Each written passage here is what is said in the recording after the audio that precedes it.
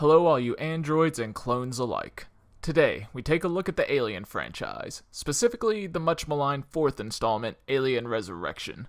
What happens when you take a French auteur who would later go on to direct Amelie and place him in an American action horror context? You get a whole lot of Ron Perlman, and that, if nothing else, is truly Alien Resurrection's legacy. So clean out your brain puncture, it's time for Crushed Celluloid.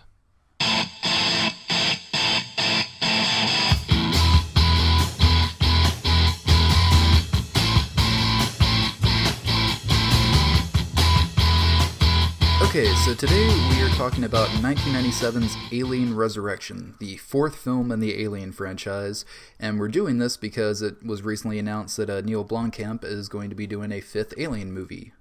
Woo! But more specifically, we're doing it because he initially said he's recanted since then that his movie will pretend that Aliens 3 and Alien Resurrection did not exist in the series. It's actually Alien Cubed. Is the name of that one? Oh, really? I thought they retained the S. No, it's just Alien and then a 3, but the way they made it look, they put it at like the top right-hand corner of N, so it's Alien Cubed. Ah, because of science? Yeah, and mathematics. Ooh. Yeah, threw that one out at you. Yeah, but I saw today that he took that back. He's just saying it's like a spiritual successor to Alien and Aliens. Well, I think that was a thing, I guess that pissed some people off. I don't really know why. I mean, they're obviously the worst of the four movies, but I still like Alien 3 and even Alien Resurrection to a certain degree. But I think like he's still kind of doing that. He wants to make something to follow Alien and Aliens. But I guess he pissed people off, so he kind of recanted a little bit. Like, I'm not going to pretend like those didn't exist, but... Really? I thought, because all I saw was kind of rejoicing over the fact that those weren't going to be included. Everyone's like, oh, it's finally going to write this alien mythology. I thought there was backlash, because that's all that made sense to me. Otherwise, like, he'd be like, oh, fuck yeah, this is what they want anyway. Which is, I think, what he's going for. It's very... this is only going off my minor little circle that I hear from, but yeah, no, I thought people were generally excited, because... A lot of hate for mostly Resurrection, but also 3 out there. Well, I don't really care. I mean, if he wants to make a movie that follows, Alien and Aliens directly, like, more power to him. The canon and the continuity of these movies doesn't really matter that much. They've made 2 Alien versus Predator movies, for crying out loud. Like, it's okay. It's not that serious. Yeah, and also I'll say I really enjoy Alien Resurrection, and we will get more to that, because I want to talk more about this, because I feel like it's pertinent to this whole thing, and especially what's going on in movies right now, and you talked to me a little bit about it, how you were talking to a guy this weekend who got upset about, like, the idea that the Marvel movies won't keep going, that they're going to be a bubble that are eventually going to implode, and the idea that he got angry over that there not being any more of those, and it got me thinking about the episodic nature of movies and how they're getting, like, especially you can see this in fanboy circles, like the Alien movies are a pretty good example in hindsight, where people just kind of want them to keep coming out, and then but there's not much put in. I don't know, like, because my whole thing with people hating Alien Resurrection, what I was thinking about this time trying to watch it was why people hate it. And I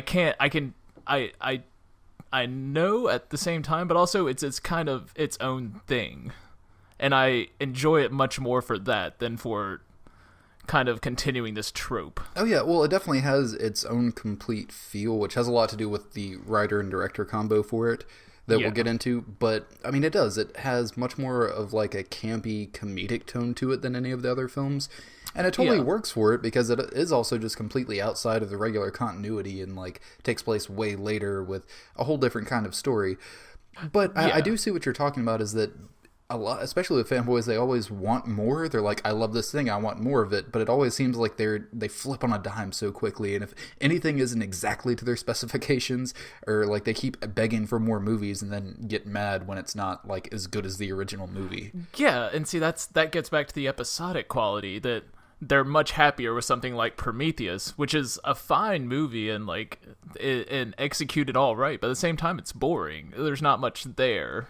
It's just, I consider it a mediocre film. Yeah, I mean, it had good visuals. It looked good. Yeah. It had some interesting Exactly. ideas, but overall, yeah, it of course isn't on par with the original films, which I don't think anything ever will be. I mean, I think, because what I will say about Alien Resurrection, it's quite a mess of a film, but it also, I can name so many of my favorite sci-fi movies that I see little glimmers of in this, and like Sunshine, The Fifth Element, and all the. I mean, I'm not saying they're influenced by it or were influenced by this movie, so, but just every good sci-fi trope is kind of bundled in here, and it doesn't work out into a great thing by any means, but it just works out into such an interesting thing. Yeah, and it's still fun, which is the main point a lot about of fun. it. Yeah. Which, again, I understand, because at this point, you're in the fourth movie of the series. Like, we know the aliens, we've seen the aliens in numerous situations and, numerous ways, so they try to put a new spin on it, and they get it. Like, you like the aliens at this point, you're kind of rooting for them a little bit, just as much as you are Ripley, just because you want to see them. So, they took it in a little bit of a different tone and, made it kind of funny and stuff, which totally works for it. You can't do a straight-up horror alien movie anymore, I don't think, because we're too used to it. It's not shocking or surprising anymore. See, but that's what I think Blomkamp's gonna try and do, and I think it's gonna be the same thing, even though we haven't seen it yet. But that Star Wars, that it's gonna be such fan service that it's not gonna be allowed to be anything transcendent. Yeah, and that's placing quite a high value on Star Wars or alien films, but. Which also, can we talk about the recent trend to where, like, how much power the internet seems to hold? Because basically Blomkamp got this because he released some artwork that he did when he was kind of working on an idea for it, and everyone online loved it so much that it actually got greenlit. Kind of the same way with the Deadpool movie with Ryan Reynolds. They kind of released that little sizzle thing they did, and everyone liked it so much that it actually got greenlit because of the buzz around it, which is kind of amazing in a way. It is, but at the same time, I feel like that's when you get to the problems where the movie holders are beholden to the people that, like, to the fanboys. Yeah, and I think they that's probably where don't things know what's go off best the for rails. them. Yes, exactly. People don't know what they want until they have it, and so if you ask them what they want, they're going to tell you the same thing they already have. Yeah, and so it just that's where you get into this morass where we just have Marvel after Marvel film coming out and. And not really doing much to advance their formula. Oh yeah. Once again, still haven't seen Guardians of the Galaxy, so maybe that does something better. Yeah, but I mean, we'll see where that goes. And that's the thing, when that guy was getting mad, it wasn't even so much that I said that, like, oh, the Marvel movies are going to stop, because I don't think that's going to happen anytime soon.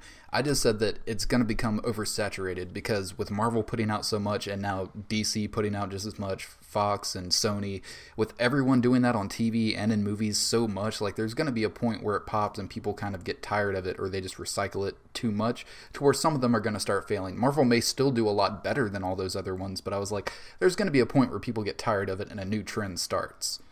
Yeah, which just isn't anything revolutionary to yeah, be that's saying. what happens. Yeah, but apparently you don't say that to people that are, most excited to see Avengers 2 this year. And because I was saying that and he was like, well, I don't care, I'll keep seeing them forever. It's like, I'll have fun with that. Which gets to another point of fans' hatred towards this movie, which is Joss Whedon and how he turned on it. Because Joss Whedon wrote it, and that gets back again to my point of the episodic nature that movies are getting to. Because Joss Whedon, while he may be a good writer, like make some snappy dialogue, his directing style is almost non-existent. It's so straightforward. Like the Avengers, I didn't get where a lot of the love for that movie was coming from, because it seemed so. It seemed like exactly what I expected that movie was going to be, and maybe that's its power. I don't know. Yeah, I mean, he gives you exactly what you want, as opposed to, like, challenging you or anything.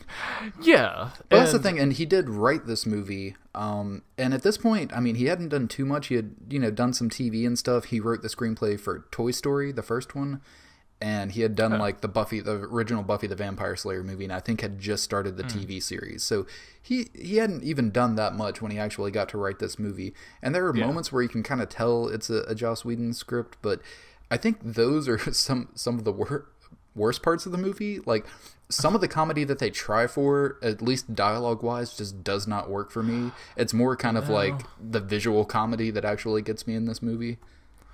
Yeah. But that also, and because where Joss Whedon was coming from is saying that the director kind of ruined his script. And I could see that being because the director kind of brought his own cast with him, which... Well, yeah, and it might not have translated quite right since he is a foreign director, so some of the humor might not have translated quite as well. But also, I think that is part of the reason why there is a lot of fanboy hate for that movie, maybe because he turned on it. But at the same time, like, I was actually surprised looking up that, of course, this is lowest ranked out of the 4 Alien movies on all the sites and everything, but not by much. Because it still has like a 6.3 on IMDb, like a 54% on Rotten Tomatoes, and a 63% on Metacritic. It's not as low or as hated as I would have thought it was. Yeah, I don't know. And I would think that's normal people catching this movie on TBS or something and be like, I enjoyed that. I don't know what this whole alien thing is. Or maybe I saw the first one so many years ago, but that was... I don't know what all these aliens are about, but I like that Winona Ryder. That's Sigourney Weaver. She's on the up and up, I tell you. Keep an eye out for that one. Yeah, but surprisingly, this was also a pretty big hit too. It wasn't a huge hit like domestically, but I think the worldwide gross was like 160 million on like a 70 million budget. So it actually did pretty well. It opened Thanksgiving weekend 1997, and it was number 2 behind Flubber, which is what I saw Thanksgiving weekend 1997 with my family. Right? Yeah. I would have loved to see Alien Resurrection, but no, I had to wait till that came out on video.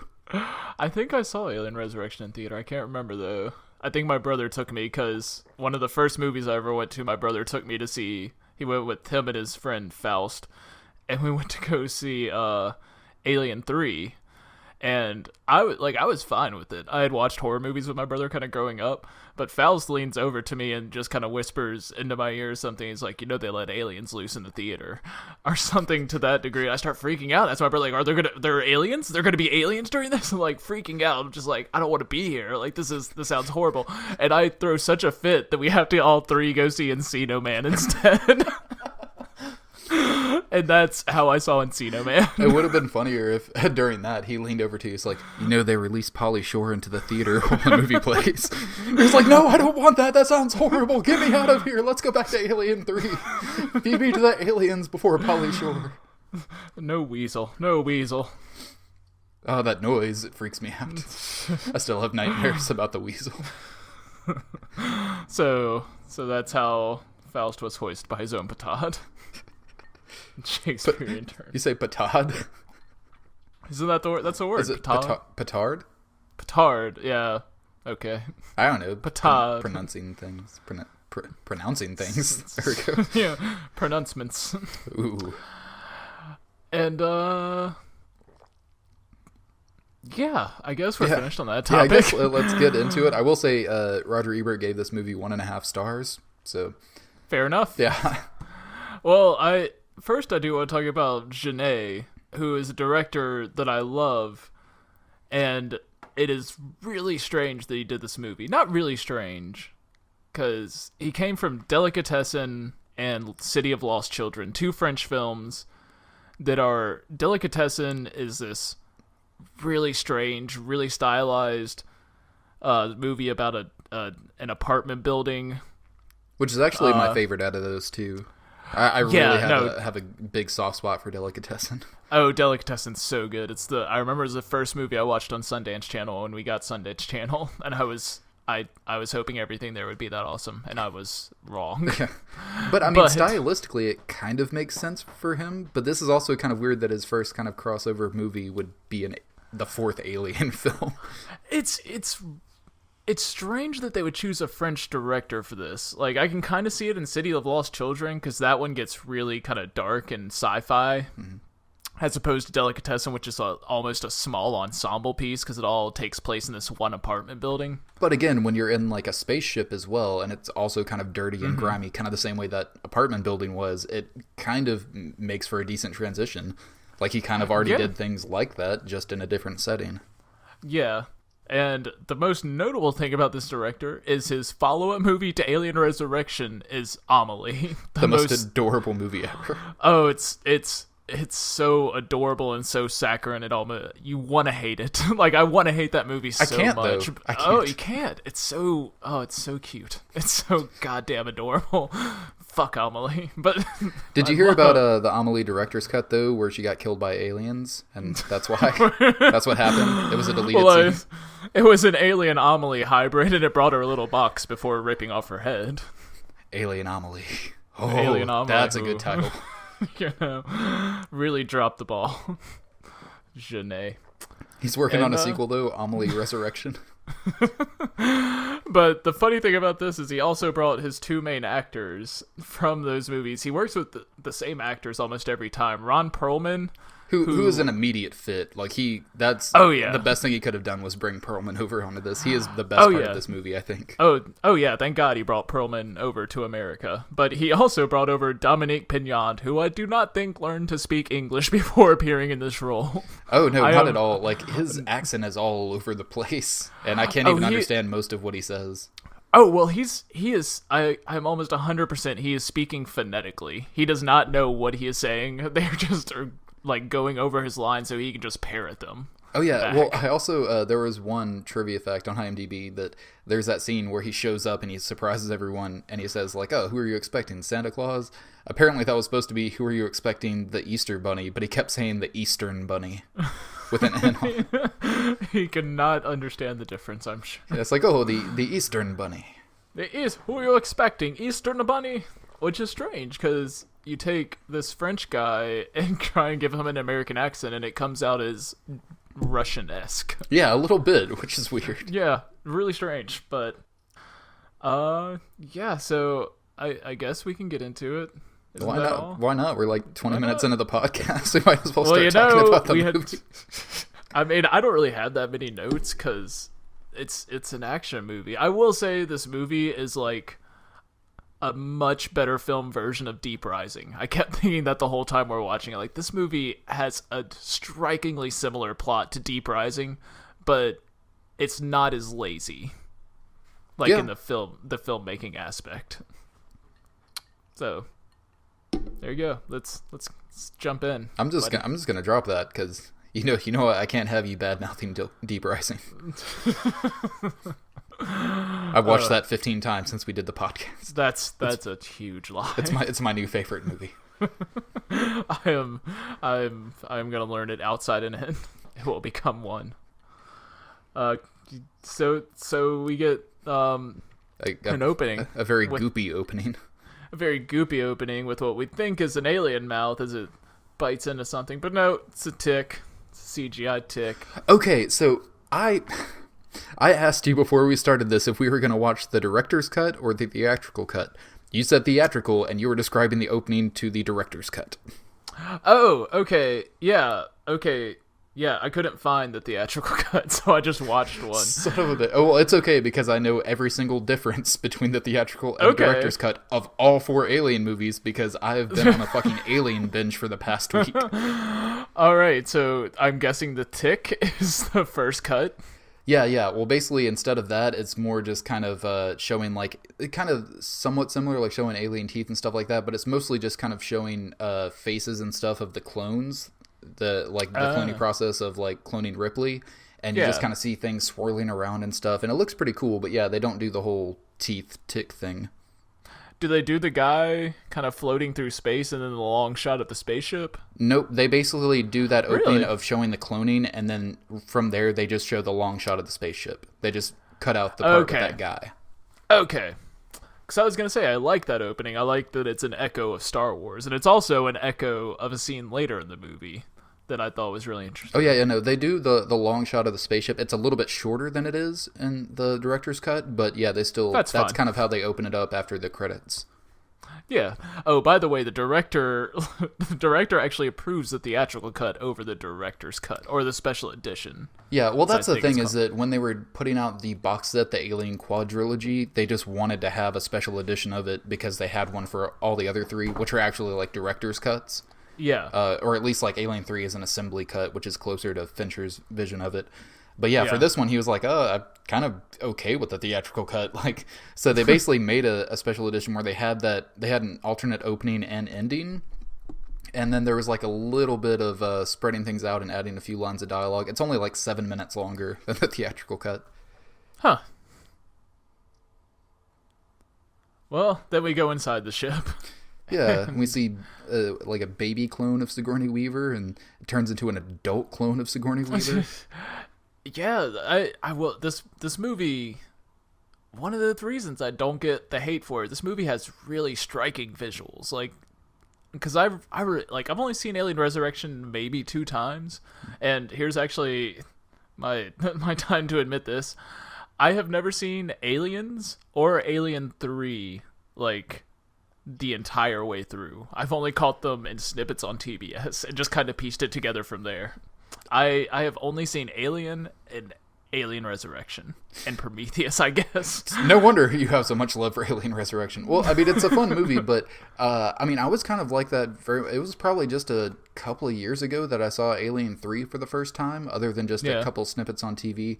Aliens, I saw a while back, but basically, Alien Resurrection was the second Alien movie I ever saw. I saw the original Alien all the way through, and then I saw this, and then I ended up seeing Aliens and Alien 3 after this.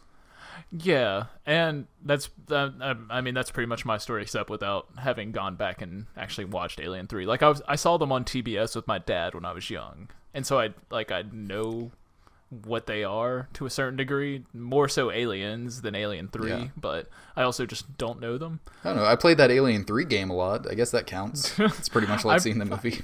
I played the Judge Dredd game. I think it's probably it's the same thing. It parallels Alien 3, you know. Anyway. Yeah, so basically it opens with they made a clone of Ellen Ripley after she died at the end of the 3rd film.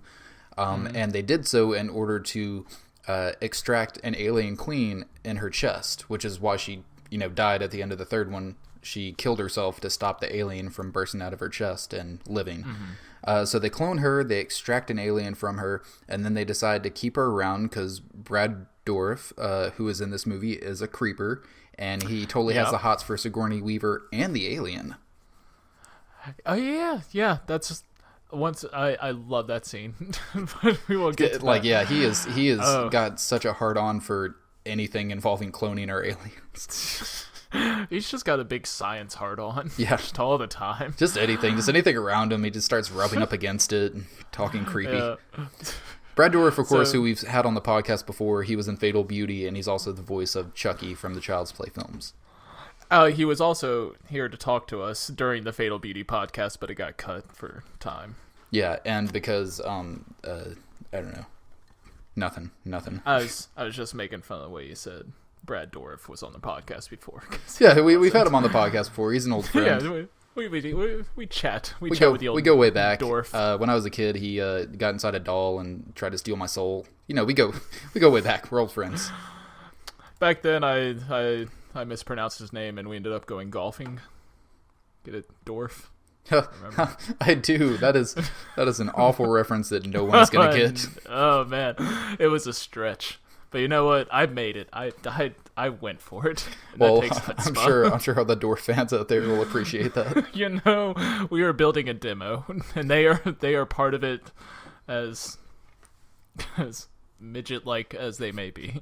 Okay, so anyway, something that is really cool about Alien Resurrection is the characters, because after, the past few movies, like the last movie was just a bunch of like fucking weird, dark, like prison inmates and stuff, and before we had like mercenaries and stuff. This just has a bunch of like wacky, goofy characters that are either like really over-sexualized or just fucking goofballs. Like Dan Hedaya, we meet next, who is just the biggest fucking goofball, but he is so welcome in this movie. Oh man, he's great. He makes it like a lighthearted romp.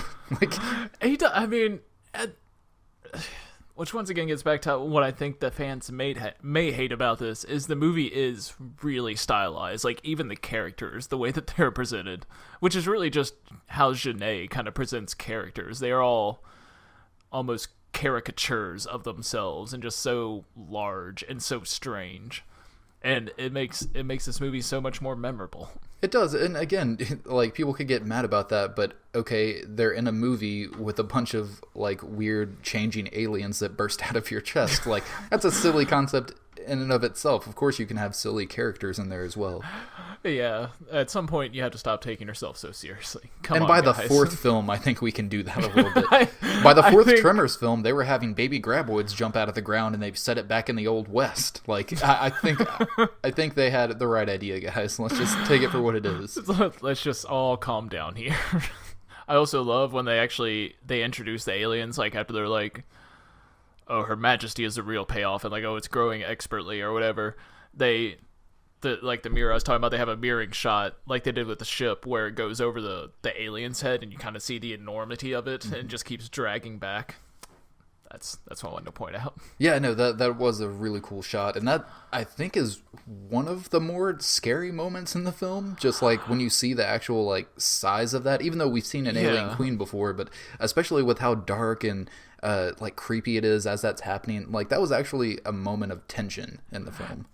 And that's one thing I have to say, that, I mean, Genet, for everything, this movie kind of gets Alien right to a certain degree. Like, it has, the way he kind of presents the ship is the same way that Ridley Scott did it, because he was trying to shoot cheaply, and so he just had a lot of fog and made everything wet, pretty much. Is kind of how he talks about how you design a film for cheap and make it look good. Yeah, just make it wet and smoky. Yeah, and Genet pretty much follows up on that. His ship is very Ridley Scott-esque. Oh yeah, it definitely is, and I don't know. Also, there's a lot of that comes from Joss Whedon as well, because especially the kind of space pirate aspect of it. Like, he got that in here, and then he kind of took that idea and turned that into Firefly later on. Yeah, you can definitely see that with the captain. I can't remember his name, but nobody can. He's got like maybe 5 minutes of screen time, maybe 10, and he's not that important. They actually, when he has his death scene, they try to like really drag it out to like have tension and stuff, and I was like, I don't care about this fucking character. Just kill him. I know he's gonna die. Don't drag it out for 5 minutes. Was he the one that got sucked into the floor? Yeah. Yeah, but it was such a cool death scene. It was, but they drag it out for like 5 minutes, building up the tension to it, and I was like, I don't care. I know he's gonna die. Just fucking kill him. I don't like him anyway. I have no feelings about this. Just do it so I can see a cool death scene. Yeah. But also, when we are introduced to the crew, we get to see Dominique Pignon. He's a wheelchair small guy. guy. He's in a wheelchair. This tank-like wheelchair. Yeah, and again, I really don't know hardly anyone's character name in this, so he's just going to be wheelchair guy. And he just, oh man, what's his beginning joke is so weird, and he has such a weird way of saying it. So he's talking to Winona Ryder, and he's like, hey, what has 2 thumbs, a pink tongue, and can fuck all night? And she's like, what? And he just kind of repeats it, and he's saying it almost like he's frightened, like he has a gun to his head, and then he just makes the goofiest face with his tongue sticking out, pointing at himself with 2 thumbs. And it is the goofiest, weirdest little thing. I loved it. That's comedy, and yeah. I don't think anyone knew how comic that scene actually was. Well, and then we get introduced to Ron Perlman's character. I think it's like Jansen, something like that, but he's Hellboy anyway. Yeah. But the first thing we see him doing, he's like above them on like a rack, and he's like acting like a monkey, and then he throws his knife down at wheelchair guy and hits him right in the leg that he doesn't even notice, and he just starts laughing like a child, and it's so good. And then Winona Ryder's character Call, she like gets a knife and calls him an asshole and everything, breaks his knife, and I don't know, it's just funny because the wheelchair guy just, his response, he sees it and he's like, oh, you asshole. Like, oh, come on, guy. Come on, guy. And then he even talks to Call, and he's like, we need to start hanging out with a better crowd of people. But after Winona Ryder breaks Ron Perlman's knife, he has this great line that also just doesn't translate quite right. He was like, you're gonna learn, I am not the man with whom to fuck. that was really like Roman-esque of him, almost like very You will learn with whom not to fuck. It's great. Well. And that was Alien Resurrection. There we go. The biggest thing I had to say about this movie is it has some of the worst special effects, but tempered with some really refreshing practical effects. Well, yeah, this definitely has the most out of any of them, because it was pretty much all practical up through Alien 3, which was still mostly practical, but they had a little bit of CGI. But basically, Jeanette, he was like, I still want to use the practical effects for close-ups and of the alien's face and stuff, but anytime the alien's feet are on screen, I'm going to make it CGI so it doesn't look silly. But it's 1997 CGI, so it does look silly. Well, who could have called that back then? I mean, pretty much anyone. Technology gets better with time. I mean, practical effects hold up pretty well. Yeah, no, this movie, that's really the worst part about all of it. And once again, that's something I'll give to the haters, that the CGI looks pretty bad when it's there. But in most of the scenes, like, especially when the aliens are running and stuff like that, but certain ones, like the underwater scene, like when the alien is swimming, that actually looks really fucking good.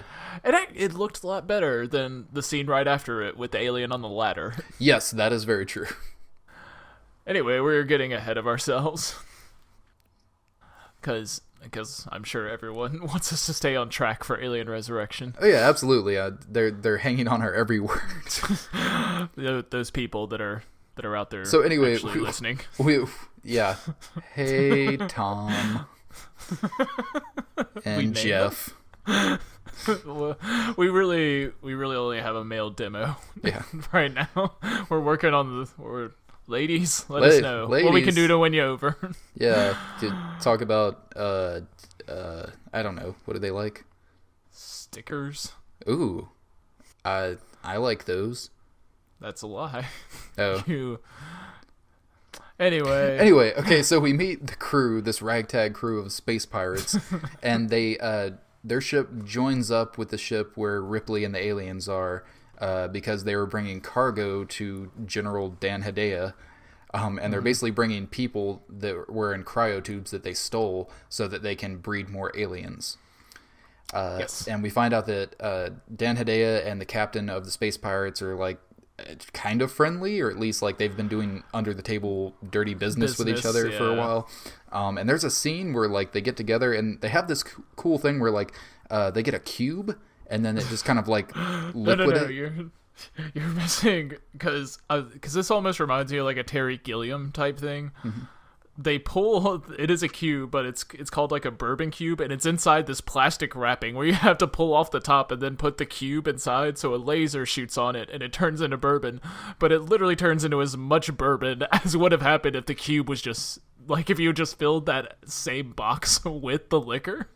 So there's really almost no point to have it. Well, yeah, just kind of ridiculous future nonsense that doesn't really help at all. And it is, and a lot of the visual style and certain things and jokes in here does kind of feel like Terry Gilliam's Alien. It really does. Like, Genet really has that same kind of like comic feel and the very larger than life kind of way of making a film. And so, well, you know, I've always called him the French Terry Gilliam. You know that, right? I've said that for like 5 minutes now. The past 5 minutes we've been talking? Yes, I've been saying it I've been saying that under my breath while you've been talking. You're just like, son of a bitch, I know you're going to say it sometime, and I said it first. Okay, but also during the scene, the captain and Dan Hedaya are discussing Winona Ryder's fuckability, which was a really kind of awkward scene for me. And I got kind of mad because I was like, don't talk about my angel like that. No, because the whole time, I was thinking that like I couldn't remember exactly. I was like, is Winona Ryder secretly Dan Hedaya's daughter? Because after he makes the initial statement and the captain goes off about it, he just sits there and looks like gradually more and more pissed that he's talking about this girl that way. And I was like, it seemed like I thought they were going to reveal that she was his son. I was positive. She was his son. You know, there's Alien Resurrection also took on gender identity. This movie is very progressive for its time. Yeah, it's deep. The rabbit hole goes deep. So anyway, they brought human cargo for the face huggers to face fuck. Is that what they did? They basically would kind of break into ships that are floating in space or going about their business, and they would steal the humans that are like in their cryotubes, like sleeping for whatever journey they're on, and then took them there so that they could breed more aliens. So the movie does have a plot. No, it does, yeah. And that's the thing. That's a criticism I heard, especially, I don't know, just reading things online or even seeing, like, the nostalgia critic of it.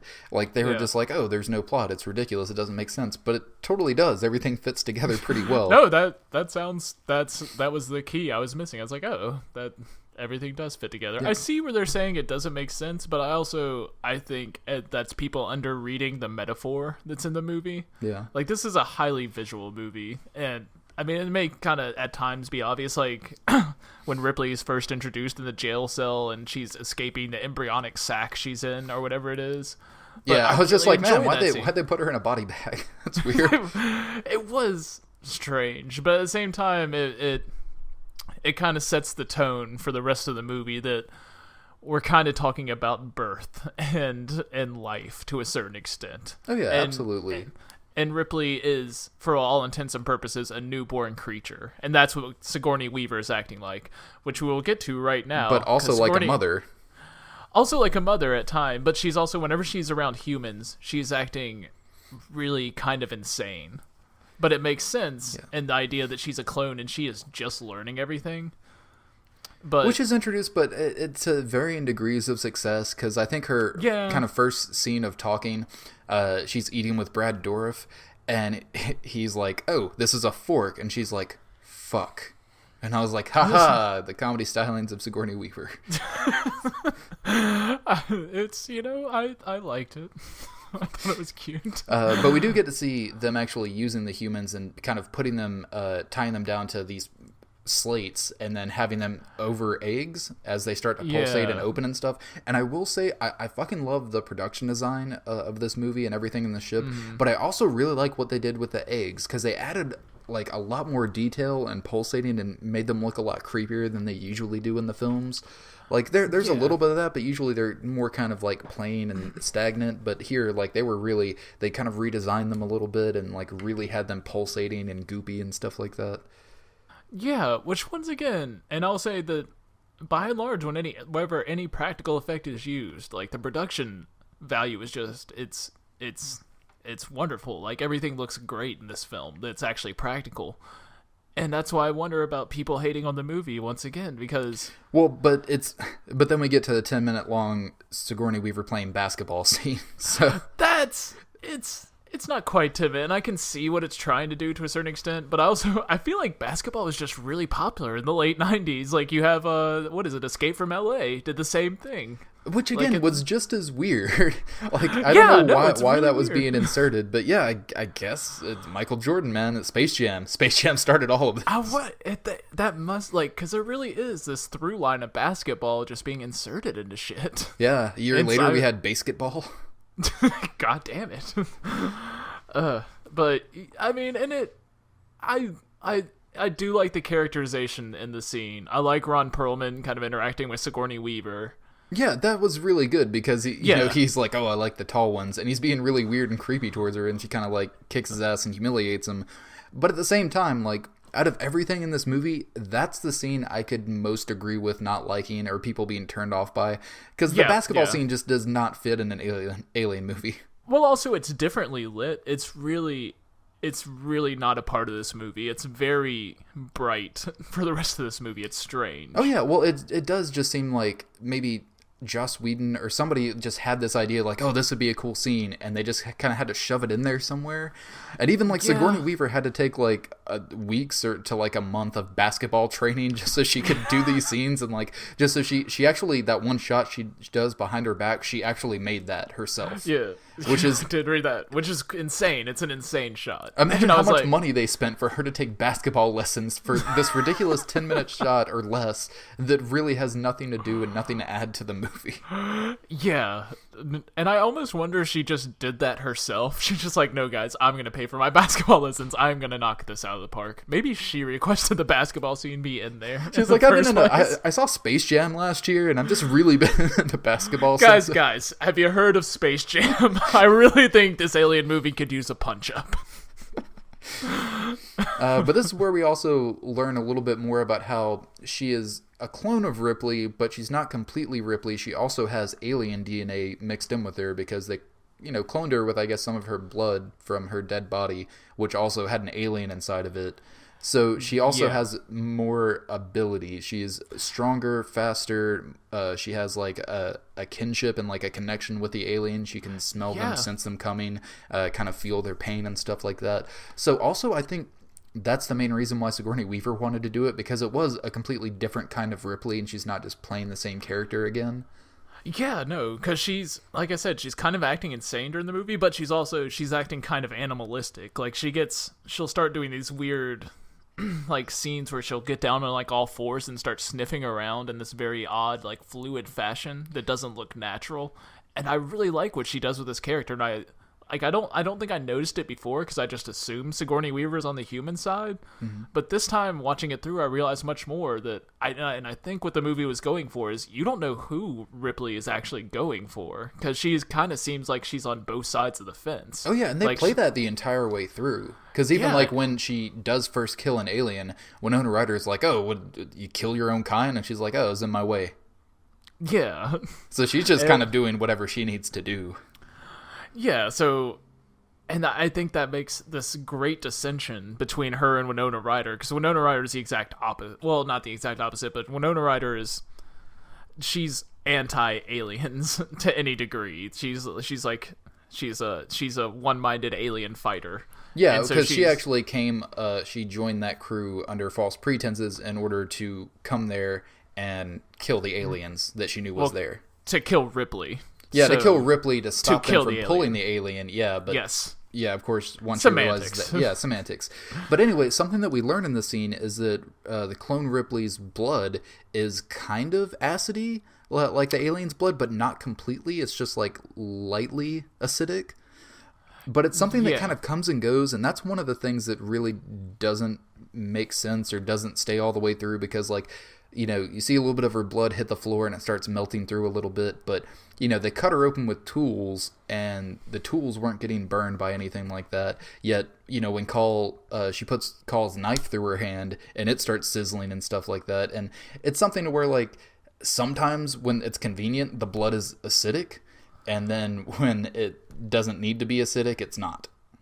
I will say that, I mean, just to say that there's a way to play this out would be that they've already done tests on these other clones, so they know their blood's acidic, and so they're using special tools to mitigate the acidity, that they're using stronger tools than they would have otherwise, and that's why like her other knives can break off in her, that they're just using a stronger material, would be my one way of explaining it. Well, but you also have to do a lot of that, because there's also in that same scene where she does that, she cuts through her hand to where it's bleeding and stuff, and then right after that she's like touching Call's face and stuff like that, but none of that gets on her. But you could explain that way, be like, oh, she has those extra super healing abilities that they kind of mentioned earlier, so she did that and then it just healed immediately and wasn't bleeding. But you have to do a lot of that kind of explaining. And also, how can she have human skin that can resist, or human veins that can resist the acid? Yeah, but also this movie isn't drawing attention to itself in that sort of way. But it's something you notice, especially when you're trying to see what might be wrong with it. Yeah, and that I could see that. I didn't really notice it though, because like I said, at some point I got into the mindset that this is like Deep Rising, and this is I understand you're trying to go from point A to point B. That's kind of what I understand about what's happening in this movie. Yeah, and you're just trying to fight things along the way, and once again, that's what plays into it. It's a well-paced movie. For 2 hours. It is an extremely well-paced movie. Yeah, it feels like kind of a burst of 90 minutes or so, and it just flies by, because it is an action movie more akin to Aliens than like Alien 3, but it just moves at a very fast pace, and there's some humor in it, there's some good action, and it just tells its story and gets out. It doesn't overstay its welcome, which is nice. Yeah. Except for maybe that basketball scene. That one does kind of drag on a little bit. The basketball scene is a little, yeah. There are definitely scenes that could have been cut down. But it's followed by one of the best scenes of the film, which is Brad Dourif teasing the aliens. Sexually teasing the aliens. Well, he's like half doing it sexually and half kind of trying to intimidate him, like it's showing its, teeth to him and stuff, and he does it back to him, kind of being like, oh, I'm dominant here. But he's also being kind of sexual about it. He's a fucking creeper, and it's amazing.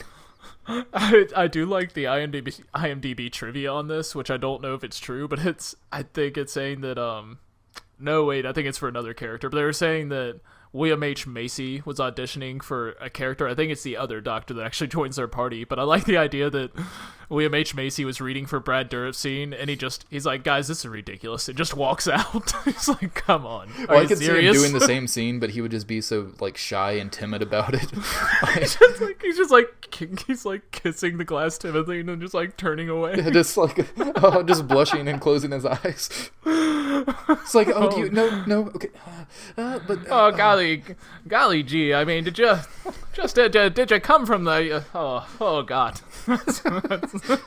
That is an awful William H. Macy impression. It's more of my Minnesota accent. Yeah, that's just like him in Fargo, I guess. That's just my Fargo accent, really, yeah. All right, we are 45 minutes in. We are like 10 minutes into this movie. Okay, so we get to a scene where I guess Winona Ryder tries to... Well, I guess, yeah, this is kind of what we already talked about, but Winona Ryder sneaking off to try to kill Ripley. Oh, yeah. But she does this by pretending to be drunk, and she has this adorable little moment where she has 2 boxing gloves on and tries to lift up a cup and drink out of it with boxing gloves. And, of course, it drops, but it is so fucking adorable. Oh, man. And I love that they don't... Because so we see this scene earlier, and Ron Perlman brought some liquor onto the boat, or the ship, and they're drinking, and she's like, I like their lines together. She's like, what do you put in this, battery acid? And he's like, for color. And then, so that's all we see, and it cuts to something, and then it cuts back, and she's all of a sudden just has boxing gloves on, trying to lift her cup. Like, where did those come from? Which is adorable, because she spills it, and they're like, take a walk, you're wasting our good shit. So she takes off the boxing gloves, and she throws them on the table, and the boxing gloves hit the camera and make it shake. Yeah. I love that scene too, because I think they meant to have the camera lower so that they could see the liquid coming out of the cups, but they missed their mark. Yeah. But they kept it. It was good. I thought that was a nice little moment that kind of it took you out of the movie a bit, but it was such a silly scene that it worked. I think this movie, to a certain extent, how much it's kind of winking at itself and saying like, "Come on, this is an action movie, right, guys?" I think those kind of scenes are welcome. They are. Like, they break up the monotony of it, because we've seen this for 3 movies already, so having a bit of comedy in there like that, it does kind of break up, what we've seen already so many times. Yeah, exactly. If you think about it, this is like having each Spider-Man movie start with the opening of another Spider-Man movie that you have to go through backstory each time. Which it's essentially the same thing. Yeah, exactly. It's akin to that, and it gets old. Yeah. And this movie acknowledges that. And that's why I like it. They're like, we already discussed this, but we're the 4th in the series, guys. Come on. Yeah. What do you want from this? Okay, so we kind of already talked about when Ripley and Call meet, but I do want to point out: is it just me, or is there some sexual tension there between Sigourney Weaver and Winona Ryder? They really play that up throughout the movie. They do, and I think that's part of the movie too, because I think there's a certain like mother-daughter thing going on with her, and like I really think this movie it's exactly what it actually is, which is a French director, like a French auteur taking on an American action movie. And so I think there's these like Freudian layers of psychoanalysis lying right below the surface that they just don't address. Like I feel like this movie is doing so much more than it's actually saying to us. Yeah, and definitely a lot more than it's given credit for.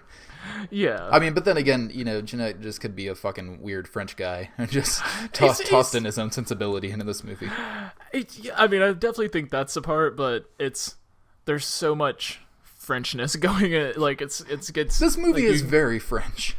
Yeah, you got your French in My America. Like, that's kind of what I get from it. Oh, you know who else? Luc Besson. getting back again to the Fifth Element. Yeah. It feels actually, because a lot of these scenes they have the same look of the Fifth Element. Not a lot of Luc Besson movies, but specifically of Fifth Element, like some of the gun design and stuff like that. Yeah, and definitely. The camera shots. Yeah, mostly this Fifth Element is a lot more colorful. Yeah, definitely more colorful than this. This is a very bleak ship. So anyway, we get to the point where Call gets caught coming out of Ripley's cell. And then they take her back to her group, and it's like, oh, you have a terrorist with you. And there's this weird scene where a guard kind of like pushes Ron Perlman with his gun or something, and Ron Perlman takes his gun away, tells him not to touch him, and then throws his gun back to him. Which is so fucking weird because a few minutes later they actually take over all the guns and everything. He could have just kept the gun, but he's like, no, just don't fucking touch me. No, I love that. He's such a badass. He's just gonna take the gun and give it back. Like, I can get it anytime I want. Like, yeah, I was like, I know we're gonna do this, but I'm waiting for the signal. Yeah, you have your just gun. So you know, you might want to keep a better grip on that, son. But yeah, anyway, so that happens, but then we get to the point where the aliens actually escape. And again, I know this has to happen for the movie, but why the fuck would you keep more than one alien in the same little holding pen? Because the way they get out is that there's 3 aliens, and 2 of the aliens kill the 3rd alien so that his blood melts through the floor and they can escape. Why the fuck wouldn't you keep each alien separate? Yeah, especially going back to what known as blood. If my point was to stand that they knew that the blood would be acid, then they would know the alien's blood was acid. So yeah, it's a yeah, movie they thing. had to have known, but of course you had to have it so they escape. So, but I do like the scene of the aliens talking to each other in screeches. I think that you can tell that the 3rd alien is like, come on guys, really? Why does it have to be me? Do we really have to do this? Can I just like cut myself a little bit and bleed on? They're like, no, we need all of it. No, we need all the blood. All of it. I swear I wouldn't have been surprised, and I would have laughed so hard if during that scene Jeanette just decided to put in subtitles for the aliens. That would have been so God. Good if he had just embraced that and they had just like put in subtitles. I would have loved it. I think that really would have brought the movie together so much more.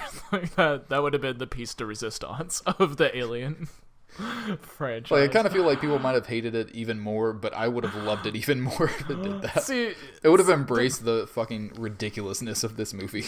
The fanboys are gonna hate this movie one way or the other because it's not what they want from an Alien movie, which is they want the other 2 Alien movies just the other 2 at that mostly. point, I guess. But even that, there's 3 has become a bit more loved over the years, but not completely. Maybe just in retrospect to 4, because they saw how off the rails this idea could get, and they're like, guys, we really need to re-examine our stance. Yeah, well, that and then, well, see, and that's the thing. That's why I don't get why there's still so much hate for this movie, because after this we had 2 Alien versus Predator movies that were just fucking awful. Like, why would this still get hate? Yeah, it's like someone actually trying and making this original vision, and it's a mess at points, but it's still this original thing, and someone actually trying versus these 2 mediocre things you get for complaining about this movie. Yeah, because again, they're doing fan service. They're like, oh, the fans really want to see Alien versus Predator. They gave you 2 movies. Are you happy now? You happy you got what you want? Yeah, that's what you get, fanboys. Just let them do their thing. Yeah, Janae's just laughing all the way to the bank. That Amelie money. All right. Let's just jump around a little bit. All right, this is all right. So essentially, everyone gets together at some point. At first, they're kind of, and it's just pretty much getting the crew back together and trying to get to the end of the ship before the ship crashes or lands on Earth, where it's going to let the alien loose. Yeah. That's essentially what they're trying to do. So we'll just kind of move from there. But I do love the scene where Dominique Pignon in his wheelchair, he's kind of by himself at first, and they check them for weapons when they first come on the ship, and when they get to Dominique Pignon, he's just in this tank of this crazy-ass wheelchair thing. And they all have weapons. Oh, yeah, they all have weapons, but, like, they're scanning him, and it just all comes out red, and he's like, you want to check the chair? And that's the joke. But then he actually has a shotgun that he can build from pieces of his chair. Yeah, which is great. I also really love, we didn't mention this, but Ron Perlman's thermos that he has. Yeah. Like, that is actually a gun as well, which is another reason why I thought it was weird he didn't keep that that gun, because if he had, he could have kept his thermos intact. Instead, he just fucked up his thermos gun with that one shot. Well, maybe he's just never got to use his thermos gun. He's like, man, today's the day. Today's the day. I've been really excited for that. Maybe he paused for a second when he got that gun, and he's like, you know what? No, it's thermos gun time. I got this thermos gun on Amazon 2 years ago. I have not been able to use it yet. But guess what? I'm all out of booze. So we also have Dan Hedaya's death scene, which I think is one of the best ones in the movie. Oh, yeah. He's basically... so all the escape pods and all the soldiers and everything are leaving the ship, and an alien jumps into one of the escape pods. So Dan Hedaya fucking like throws the grenade into the escape pod as it leaves and blows it up. And then he stands there and salutes all the soldiers he just killed. And an alien sneaks up behind him and just fucking uses its tongue thing to like go through the back of his head. And then he like gets to see his own brains. It was really he just kind of reaches back and like pulls something from the back of his head, and he looks at his little piece of his brains. Then just a cut. We don't even have to see him die. It's just implied. He's probably gonna die after this. Well, yeah, I mean it's his brains. Yeah, you need those. You know what? Again, could have gone on for about 5 more seconds if he had just like taken a bite out of it or like put it in his mouth. That would have been awesome. That would have been awesome. I should have done just a once over, just a quick rewrite on the script. And so other people start dying. The captain, I believe this is where he gets pulled into the floor. Yeah. And there's a scene, which is, I mean, it's a cool death scene. It's done practically, well, it's just guy kind of, it's not that cool. Anyway, but it gets to later, and there's this alien that's about to get the rest of the crew. But the alien bends down to the captain's body, I can't remember exactly, and a shotgun comes up and just blows its head off, and then Sigourney Weaver just climbs out the hole. Which, again, it's a thing with the alien blood again, because, that one had kind of melted through, but when they shoot that one with the shotgun, nothing else melts around it, even though blood went everywhere. Which happens a couple of times to where they shoot it and the alien's head will fucking explode or something, and then you don't see or, hear anything about it melting around there. Yeah. Once again, I think this movie's just kind of saying, we're just making an action movie, guys. Come on. And there's also a scene where Ripley basically tears out one of the alien's tongues and hands it to Call and says it'd make a good souvenir, but it also has like an oddly phallic dildo-y kind of vibe. Yeah, it does. Once again, fucking penis envy, man. Yeah. Freud's all over this movie. So anyway, then we get to what I think, even though it's not really that necessary, I think it's the best scene in the movie is when Ripley discovers clones 1 through 7. Yeah, that is a really cool scene. I do kind of wish, because out of the 7, it's only the 7th one, the one right before her, that we actually see moving and being alive and stuff. The rest of them are just kind of in, big glass tubes. But I kind of wish they had, more of them had been alive even in the tubes or moving around. I know it would have been more expensive, but I would have really loved to see some more effect work there. That would have been cool, yeah. Because even the one alive one that they got Sigourney Weaver to kind of pop her head through a table on, that one looks really fucking good. It's just begging her to kill her. Ugh. Yeah, and it has prosthetic boobs and a weird fucked up arm and stuff like that. But yeah, half of them, one was this weird alien human mix to where it kind of had a human head and kind of an alien head. Another one had mostly a human head, but kind of one of the alien tongue things coming out of the side of the face. And one of them had an alien back of the head and then a human front of the head. Yeah, and one was this weird kind of almost like a seahorse, but it was a human alien mix. A lot of really cool effects, but if they had kind of still been floating around in the tubes and we could have seen more with them, that I think would have made that even better. But again, a great scene. And probably the best scene that Weaver has in the film, to where she really gets to emote and she just discovers she knows she's a clone, but now she really knows, and she saw what they went through to get that and to cause all this mayhem and death, and it fucking hits her really bad, and it's a great scene. And also, once again, why do people hate this movie? The scene is so just everything looks so cool. I just don't. I guess what I'm getting at is, at some point, I don't understand what Aliens fans, quote unquote, want, what they expected from a movie like this. And honestly, I think that scene is one of the most iconic in the series. Oh yeah, that's up there. I mean, of course there are some that are a bit more iconic, but I think that's if you pick one scene out of every film that is one of the best scenes, this is the one for Alien Resurrection. And I mean, I would say that Alien Resurrection, by and large, is one of the most it's, I mean, because I haven't watched them in so long, but it's just visually stunning. And I will say that this movie's visuals have stayed with me a lot longer than any other Alien movies, even if I've seen them more recently. Like the before she goes to the Queen alien, that scene where she's kind of on the gesticulating kind of layer. Oh yeah, and gets like sucked stuff. into it and stuff. Like again, see, that's the thing, and the strongest suit of this film is the production design, because it's fucking beautiful, and the things they do with it and the effects they use, the practical effects are fucking amazing. And that's most of what I'm saying. Like, if you want to call this a shit movie, I wish every shit movie looked this great, and people were actually taking time to make it. Because Janae, even the way he moves his camera, he sets up really elaborate camera shots for scenes where the camera's moving every which way instead of just the standard shot reverse shot. Like, he's actually trying. Yeah, he is, and So we have that. Then we get to, I guess, the underwater escape scene as well, which is another kind of iconic one from this movie. And again, some of the effects aren't that great, but it's still a really cool scene.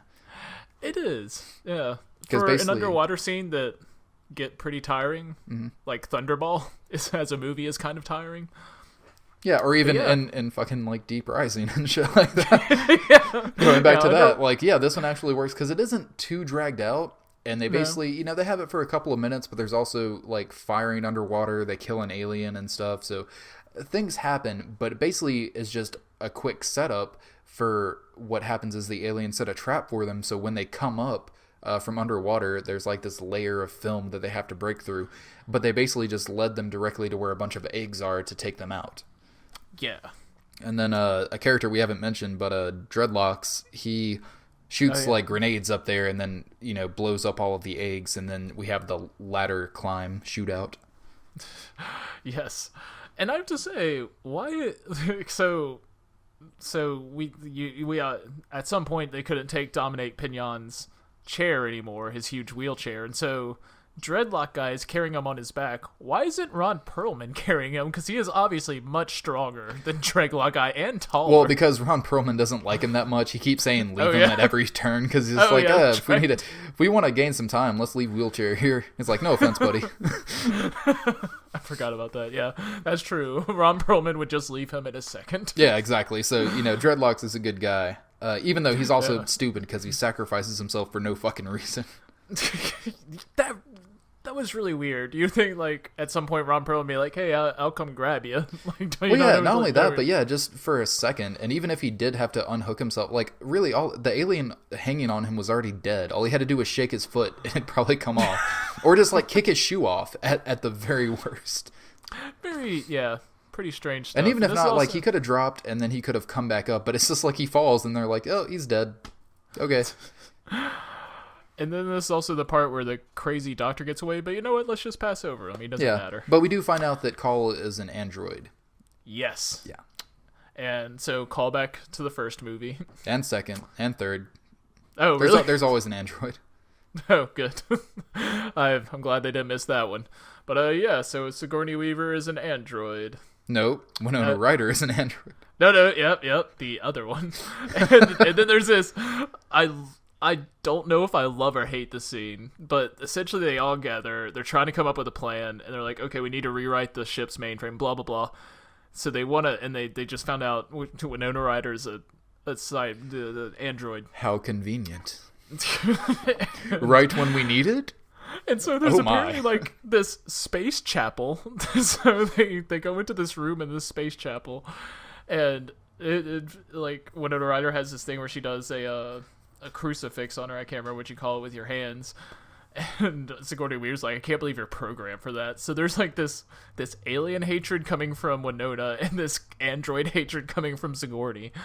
And they have a book on the bench already, and they look at it and it's a Bible.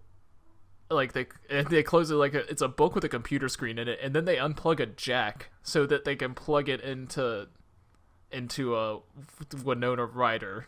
And I don't understand why the Bible would have to be jacked into the ship to begin with. Which, by the way, the whole Bible thing is special edition.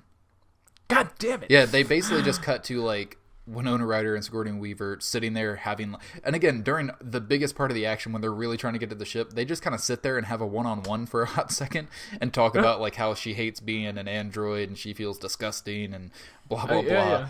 Well, that's in the church scene. Yeah, too. yeah, and then they jack him in, but yeah, the whole Bible thing isn't in the theatrical.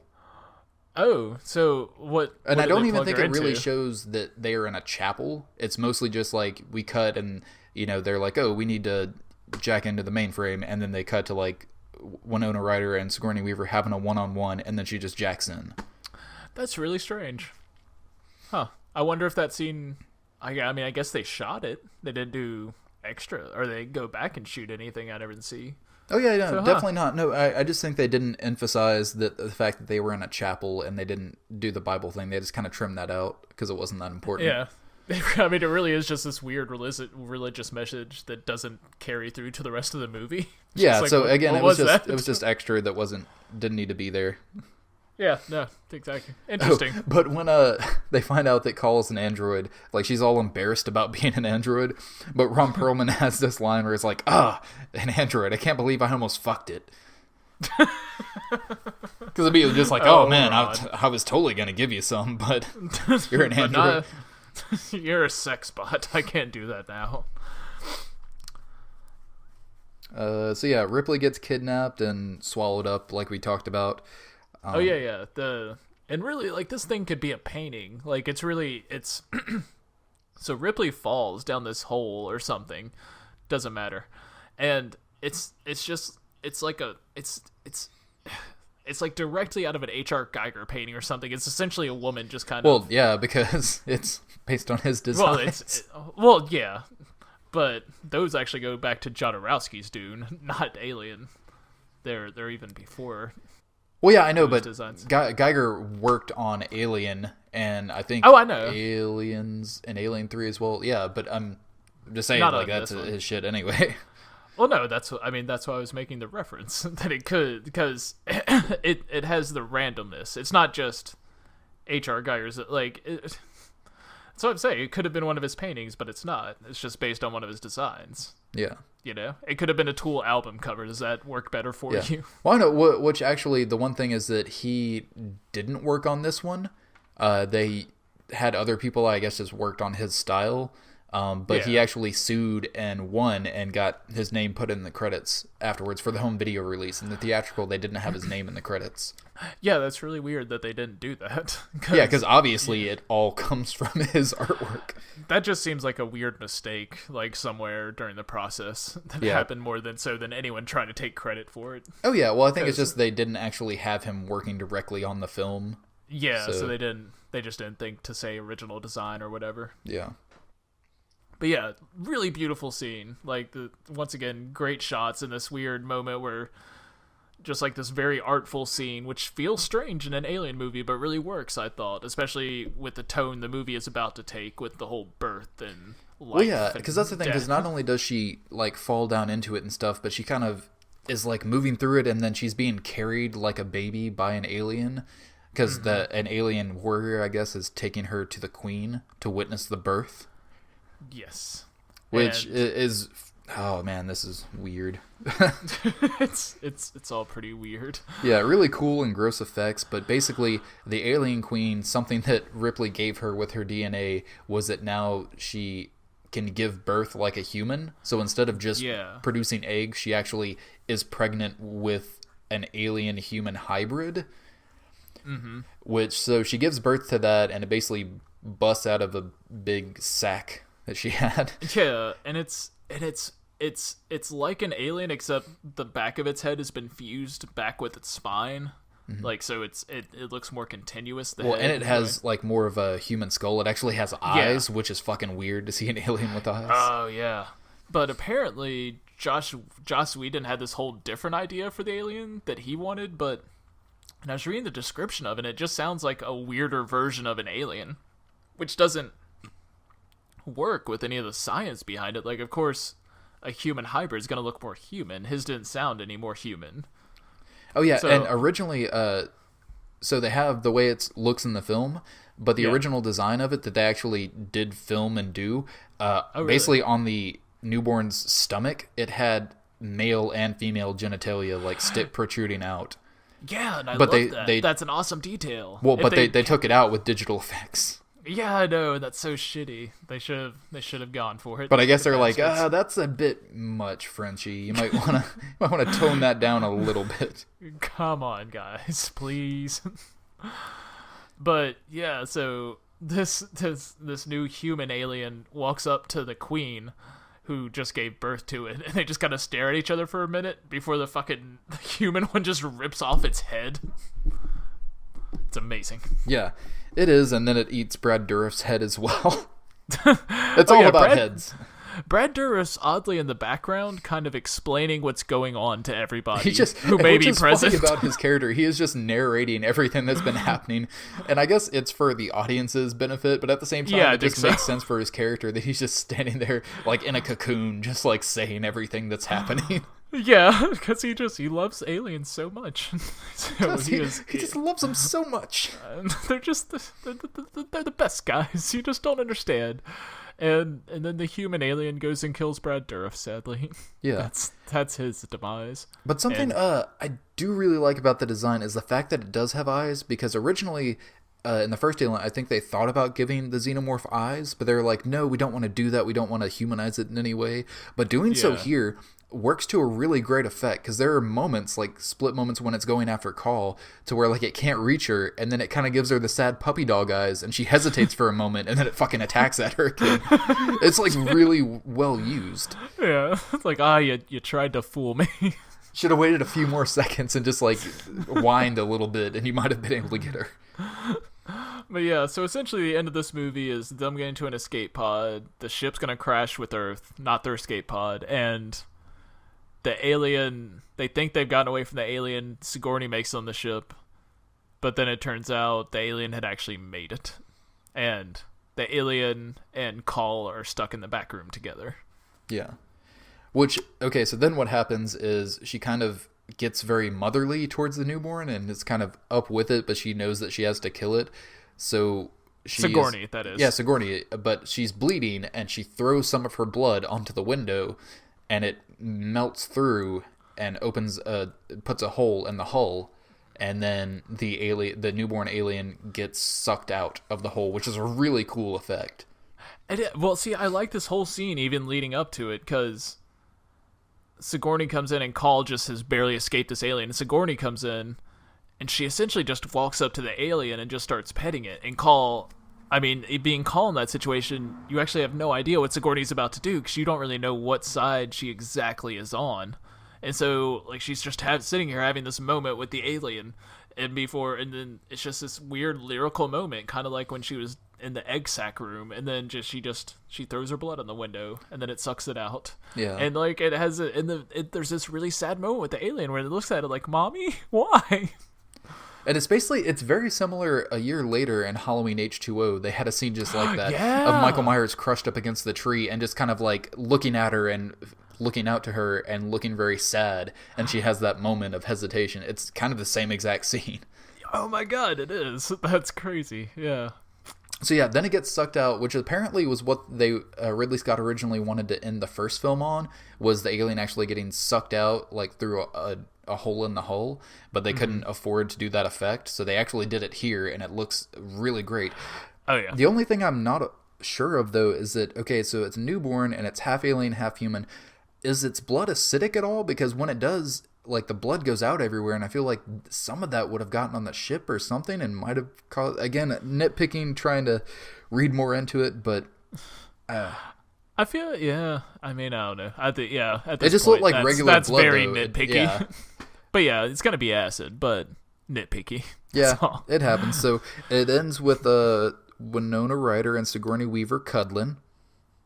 Mm-hmm. And Ron Perlman and Wheelchair kiss each other.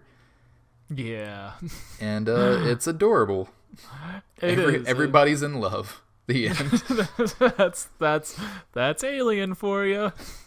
Everyone ends up in love. You can't even say that without gagging. You hate emotions that much.